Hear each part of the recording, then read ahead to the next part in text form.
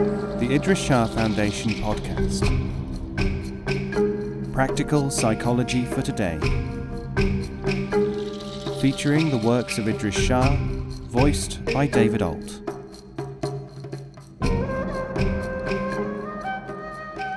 Welcome to the Idries Shah Foundation podcast. In this edition of the podcast, we will hear selections from Wisdom of the Idiots by Idries Shah. This audio is made available by the Idries Shah Foundation. The Method. A certain Sufi teacher was explaining how a false Sufi had been unmasked. A real Sufi sent one of his disciples to serve him. The disciple waited on the impostor hand and foot, day and night. Presently everyone began to see how the fraud loved these attentions, and people deserted him until he was completely alone.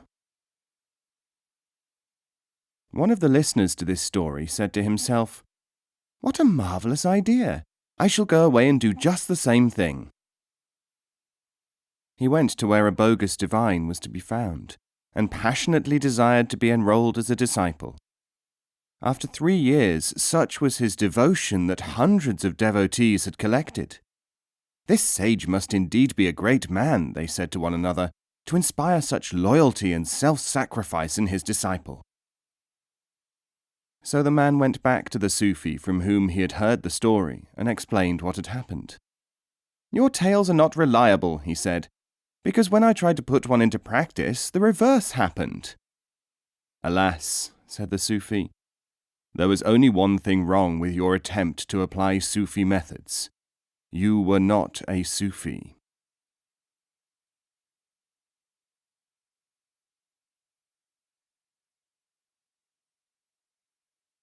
Abu Tahir. Mir Abu Tahir attracted many students through his illuminating discourses and by circulating epistles which were favorably commented upon by all the major thinkers of the day. When, however, people collected to hear him speak in person, they could only get him to repeat a single phrase: "The desire for the merit, not for the man." This admonition was given out several times a day for 5 years. Someone went to the sage Ibriki and begged him to help with some sort of explanation of the strange conduct of Abu Tahir. Ibriki said, "You complain because the Mir says something regularly, but you do not complain that the sun rises and sets every single day. Yet the two things are the same. Like the sun, Mir is doing something valuable. If you make no use of it, he must still continue to shine for the benefit of those who can profit, or for you at a time when you can benefit."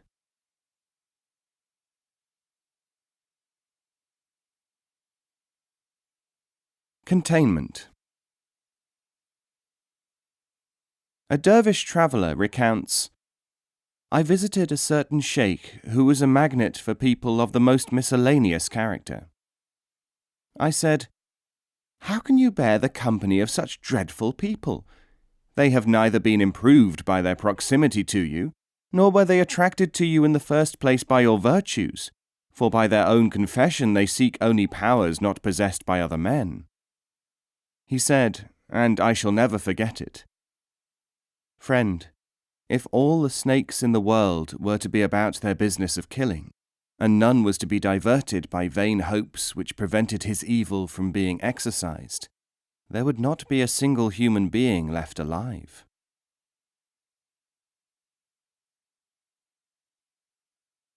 Sifting. O pedant, sift all your life the writings and the sayings of the wise. But first of all learn one thing. You are using a sieve which lets through chaff and discards the nutrient, the wheat. Shab Parak.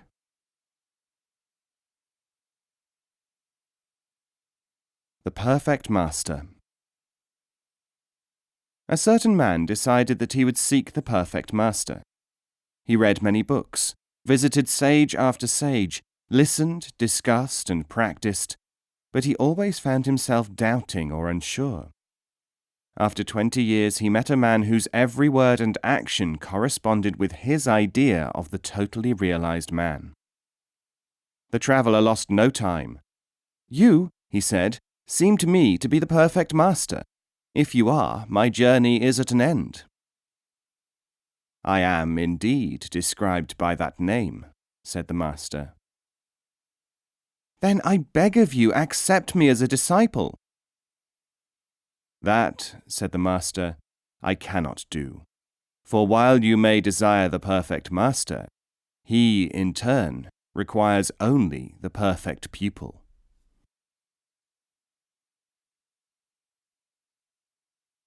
Give and take. The chief takes less than he is given, and gives more than he has taken. Kitab-i-Amu-Darya.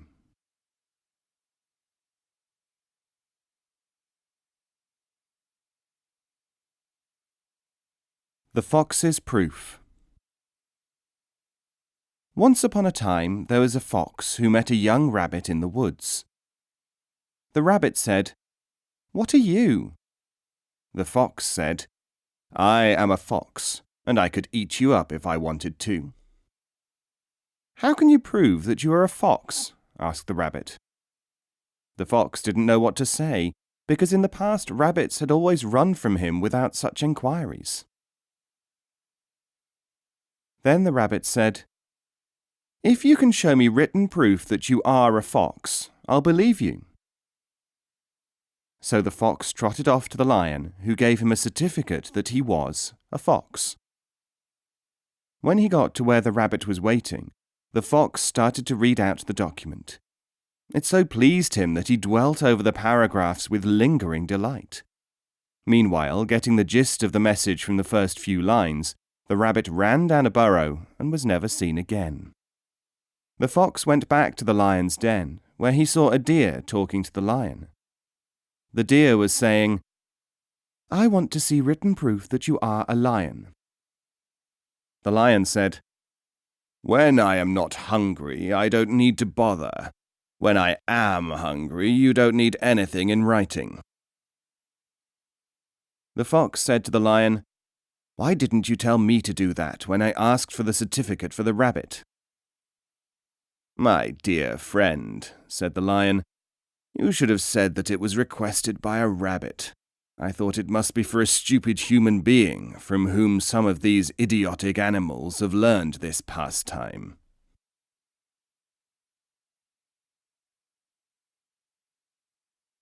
Opportunity.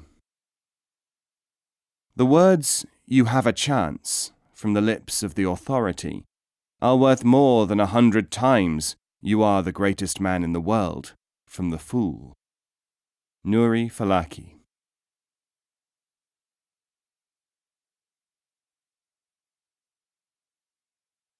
The Loan. A man was telling his friends in a tea house, "I lent someone a silver piece, and I have no witnesses. Now I am afraid that he will deny that he ever had anything from me." The friends commiserated, but a Sufi who was sitting in the corner raised his head from his knee and said, "Invite him here and mention in conversation in front of these people that you lent him 20 gold pieces." "But I only lent him 1 silver piece."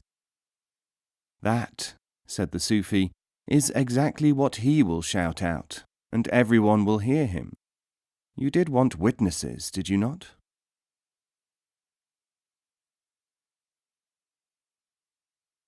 Light weaving. They asked Famani, "How did you know that such and such a man was vicious? You refused to converse deeply with him while he was here, although everyone said that he was a saint." Famani said, "If a stranger comes to ordinary men and says, 'Light is made by weaving, I wove all the light there is and was,' what do they realize?" They answered, "They realize that what he says is untrue." Famani said, "Similarly, When a vicious individual enters the company of a man of knowledge, it is not difficult to judge his condition, regardless of what people imagine or say.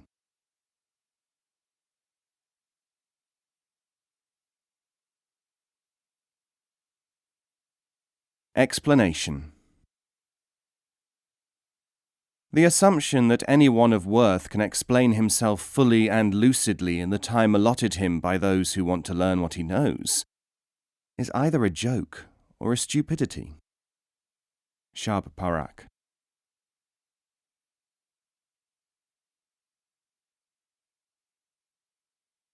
Day and Night. A scholar said to a Sufi, "You Sufis often say that our logical questions are incomprehensible to you. Can you give me an example of what they seem like to you?" The Sufi said, "Here is such an example. I was once travelling by train and we went through 7 tunnels. Opposite me was sitting a peasant who obviously had never been in a train before.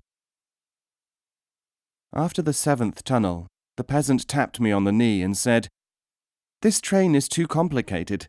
On my donkey I can get to my village in only 1 day. But by train, which seems to have been travelling faster than a donkey, we have not yet arrived at my home, though the sun has risen and set 7 whole times.'"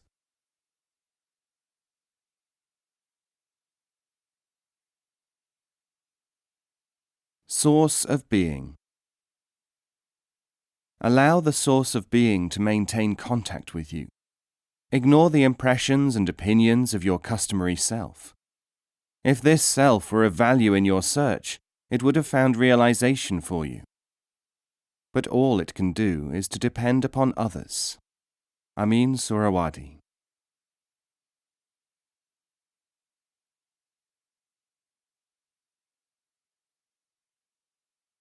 Stained. It is related that a man went to the assembly of the master Baki Bilal of Delhi and said, "I have been reading the famous verse of the master Hafiz, 'If your teacher bids you stain your prayer carpet with wine, obey him. But I have a difficulty.' Baki Bilal said, 'Dwell apart from me for some time, and I shall illustrate the matter for you.' After a considerable period of time, the disciple received a letter from the sage. It said, 'Take all the money you have and give it to the gatekeeper of any brothel.' The disciple was shocked, and for a time thought that the master must be a fraud. After wrestling with himself for days, however, he went to the nearest house of ill fame and presented the man at the door with all the money which he had. 'For such a sum of money,' said the doorman, 'I shall allot you the choicest gem of our collection, an untouched woman.' As soon as he entered the room, the woman there said, 'I have been tricked into being in this house, and am held here by force and threats. If your sense of justice is stronger than your reason for coming here, help me to escape.' Then the disciple knew the meaning of the poem of Hafiz, 'If your teacher bids you stain your prayer carpet with wine, obey him.'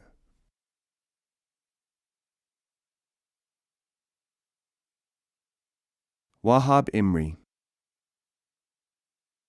A man went to Wahab Imri and said, 'Teach me humility.'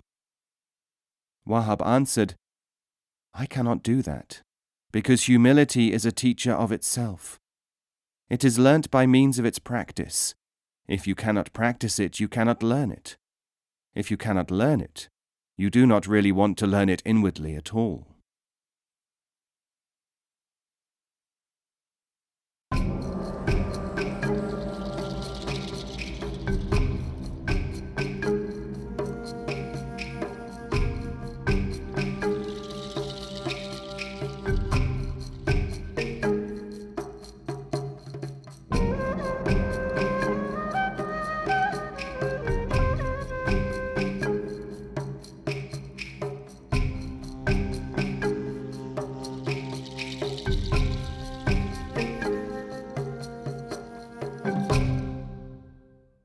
This podcast is copyright 2016, the Idries Shah Foundation.